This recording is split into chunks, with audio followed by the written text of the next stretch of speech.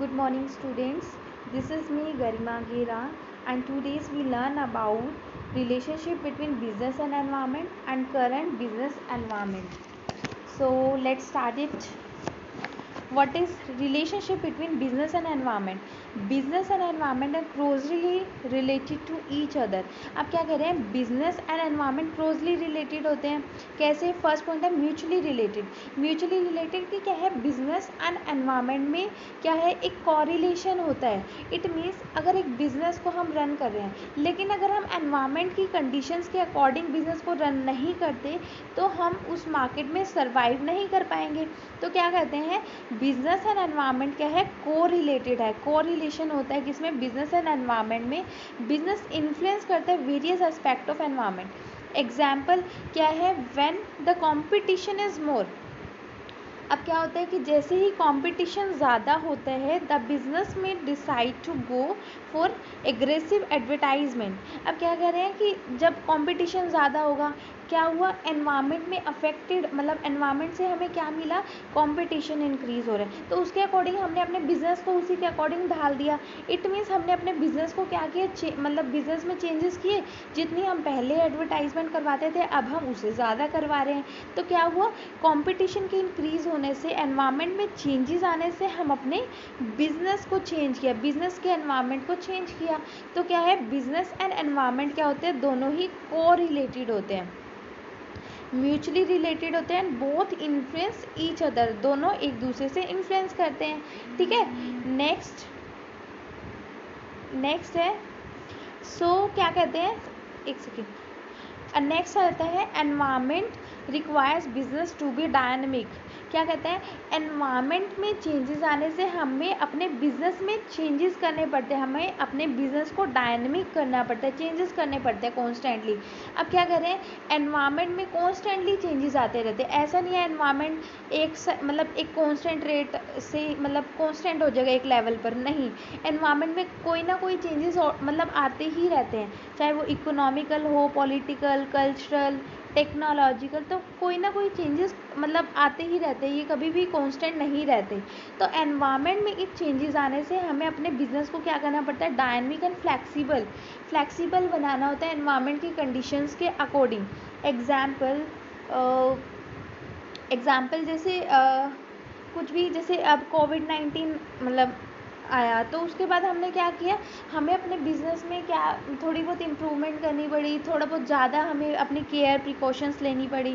ठीक है, तो क्या हो गया, हमने मतलब सैनिटाइज़ करवाया हर चीज़ को ताकि कस्टमर को कोई रिस्क ना रहे, मतलब कस्टमर इजीली हमारे आ सके हमारे उसमें.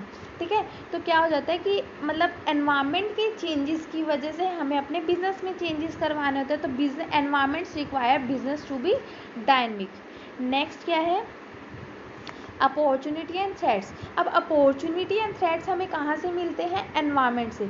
अब एनवायरनमेंट्स में कुछ ना कुछ हमें, अगर एनवायरनमेंट में चेंजेस आ रहे हैं तो उससे मे भी हो सकता है कि पॉजिटिव मतलब इम्पैक्ट पड़े हमारे बिजनेस में, मे भी हो सकता है कि नेगेटिव इम्पैक्ट पड़े. ठीक है, मे भी ऐसा हो सकता है कि फेवरेबल कंडीशंस जनरेट हो, और मे भी ये भी हो सकता है कि फेवरेबल कंडीशन ना हो हमारे बिजनेस के लिए, अनफेवरेबल हो, है ना.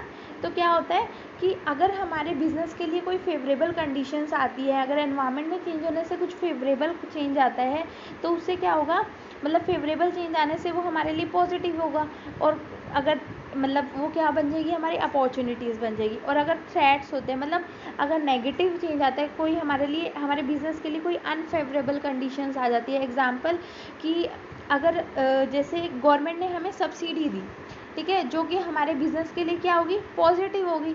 तो पॉजिटिव होने वो क्या हो जाएगी, अगर पॉजिटिव होगी तो वो हमारे लिए अपॉर्चुनिटी हो जाएगी. अगर वही चीज़ जैसे गवर्नमेंट ने टैक्स रेट हाई कर दिया तो वो क्या हो जाएगा, हमारे बिजनेस के लिए नेगेटिव इम्पैक्ट डालेगा. तो नेगेटिव इम्पैक्ट डालेगा तो वो हमारे लिए क्या हो जाएगा, थ्रेट्स हो जाएगा. ठीक है, क्लियर है. नेक्स्ट आ जाता है, सो बिजनेस एंड एनवायरनमेंट क्या है, नेवर एंडिंग प्रोसेस है, never ending process of interaction. ठीक है, कि हम एनवायरनमेंट की हेल्प से ही हमारा अपना बिजनेस सेट करते हैं। फिर बिजनेस सेट होता है, आफ्टर दैट एनवायरनमेंट में चेंजेस के अकॉर्डिंग हमें अपने बिजनेस में चेंजेस करवाने पड़ते हैं। तो environment and business is never ending process होती है, never ending process of interaction. तो अगर आपके एग्जाम में ये क्वेश्चन आ जाता है तो आप ये डायग्राम की हेल्प से भी समझा सकते हैं, ठीक है। नेक्स्ट आ जाता है, ये डायग्राम काफ़ी अच्छा है। इसमें क्या है, देखो बिजनेस और एनवायरनमेंट को डिफरेंट दिखाया गया है। बिजनेस क्या है, बिजनेस ये रहा, और ये क्या है, ये customer, competitor, creditors, government, suppliers, ये एनवायरमेंटल चेंजेस आते हैं, लाइक वो पॉलिटिकल चेंजेस या कल्चरल चेंजेस, तो वो क्या हो जाएगा, एनवायरनमेंट हो जाएगी। तो बिजनेस किससे रिलेटेड है, एनवायरनमेंट से रिलेटेड है। नेक्स्ट आ जाता है, अब ये देखो ये डायग्राम क्या कह रहे हैं, एनवायरनमेंट में चेंजेस आने से मतलब जो बिजनेस के पर एनवायरनमेंट का इम्पैक्ट आया तो वो मे भी पॉजिटिव हो सकता है और नेगेटिव भी हो सकता है। अगर पॉजिटिव होगा तो वो अपॉर्चुनिटी बन जाएगी, नेगेटिव होगा तो वो थ्रेट्स बन जाएंगे। फिर उससे हम क्या करेंगे, जो भी हमारे एनवायरनमेंट से बिजनेस पर इम्पैक्ट डाला उसी के अकॉर्डिंग हमारी आउटपुट जनरेट होगी और उसके अकॉर्डिंग हम अपने गुड्स एंड सर्विसेज को मार्केट में डीलिंग करेंगे, ठीक है। तो ये क्या है, बिजनेस एंड एनवायरनमेंट का फुल डायग्राम के अकॉर्डिंग समझाया गया, ठीक है। नेक्स्ट आ जाता है current Indian business environment. Current Indian business environment में सबसे पहले क्या है, मतलब बिजनेस एनवायरनमेंट में क्या क्या चेंजेस हुए और आज के टाइम पे हमारा बिजनेस एनवायरनमेंट कैसा है। फर्स्ट क्या आया हमारा ये फर्स्ट आया 1991 में LPG। तो हमारा क्या आया, LPG। LPG क्या है, ये देखो ये क्या है, LP एंड G। अब ये क्या है, LPG मतलब लिबराइजेशन, प्राइवेटाइजेशन एंड ग्लोबलाइजेशन। ये आया हमारा 1991 में, ठीक है। 1991 में हमारा लिबराइजेशन, प्राइवेटाइजेशन एंड ग्लोबलाइजेशन है, जिसको प्रोनाउंस करते हैं LPG से, ठीक है। अब क्या हुआ कि लिबराइजेशन मीन्स जो भी हमारा लिबराइज कर दिया, जितने भी हमारी रिस्ट्रिक्शंस थी किसी भी बिजनेस को, किसी भी ट्रेड या इंडस्ट्री को जब भी हम सेटल डाउन करते थे तो हमारा 1991 से पहले हमें काफ़ी सारी रिस्ट्रिक्शंस फेस करनी पड़ती थी, काफ़ी सारी प्रॉब्लम्स आती थी किसी भी काम को करने के लिए, कि हमें लाइसेंस लेना है, वो रजिस्ट्रेशंस करवाना है, तो काफ़ी प्रॉब्लम आती थी। लेकिन अब क्या हो गया, लिबराइज हो गया 1991 के बाद। अब इसमें हमारी ये जो भी ट्रेड रिस्ट्रिक्शंस थी उसे रिलैक्स कर दिया, relax trade and industry restrictions from unnecessary hurdles, कि जितने भी अननेसेसरी हर्डल्स है उससे हमको रिलैक्स कर दिया। तो वो क्या हो जाएगा, लिबराइज कर दिया हमारी इकोनॉमी को, ताकि हम मार्केट में ईजीली मतलब आ सके। और इसमें क्या था, जो भी गवर्नमेंट के कंट्रोल्स थे उसको रिमूव कर दिया गया, तो उसको क्या बोलते हैं, लिबराइजेशन। नेक्स्ट आ जाता है privatisation. Privatisation as clear from the name क्या है, मोर एंड मोर इंडस्ट्रीज। इसमें क्या किया, प्राइवेटाइजेशन की प्राइवेट सेक्टर को इन्वॉल्व किया गया अपने, कि मतलब प्राइवेट सेक्टर्स को बोला गया कि मतलब प्राइवेट सेक्टर्स, जैसे जितने पहले के टाइम में काफ़ी सारे पब्लिक सेक्टर थे, बट आज के टाइम में जो पब्लिक सेक्टर्स थे वो आज के टाइम में होली या पार्शली पब्लिक सेक्टर है, उसके अलावा मतलब थोड़े बहुत ही हैं, उसके अलावा सारे क्या किए, प्राइवेट सेक्टर्स मतलब प्राइवेट में सेक्टर में आ गया, ठीक है। तो वो प्राइवेटाइजेशन कर दिया। नेक्स्ट आ जाता है ग्लोबलाइजेशन। ग्लोबलाइजेशन का मीनिंग क्या है, linking of the economy of a country with the economy of other country by mean of free trade, free mobilise of capital, labour etcetera.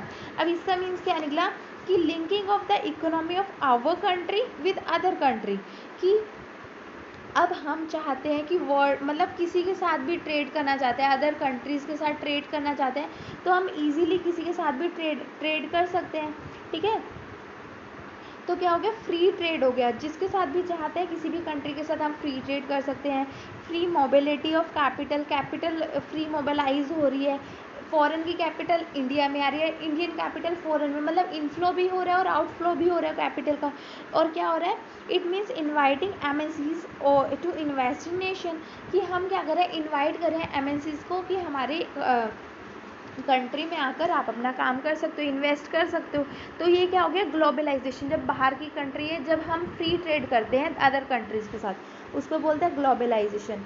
Next आ जाता है increase in trade, increase in trade, increase in trade क्या है, sorry increase in competition.